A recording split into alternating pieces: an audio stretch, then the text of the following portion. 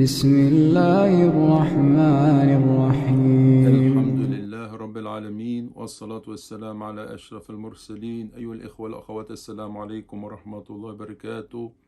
Bonjour à toutes et à tous et que la paix soit sur vous.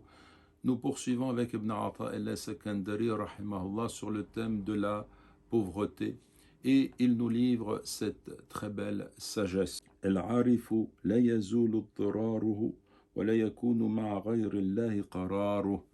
Ce qui signifie le connaissant, son état d'indigence ne le quitte jamais et jamais auprès de qui n'est pas Dieu il ne trouve le repos.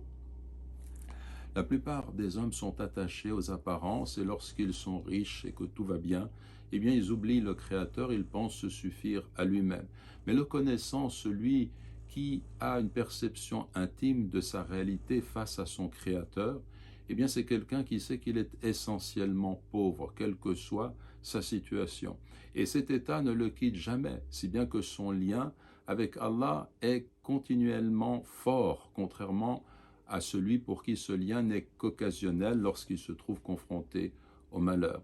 Allah nous dit très bien dans le Coran, Ya ayyuhan nas, ô vous les gens, antumul fuqara ou ilallah, c'est vous qui êtes pauvres, dépendants de Dieu.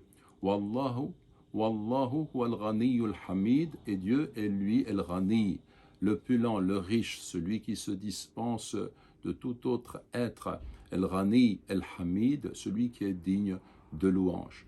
Et donc, la perception de cette réalité qui est la nôtre, de notre indigence complète, nous amène à avoir un état qui nous rapproche de notre Créateur, dans le sens d'une lucidité qui permet justement à l'être humain de surmonter les illusions de la vie, de ne pas être heurté par ce qui peut arriver, mais de suivre une voie qui est ascendante, continuelle, qui est un progrès spirituel au point de vue de l'âme et de la relation à Allah dans la plus complète humilité. Que Dieu nous guide sur toutes les voies du bien.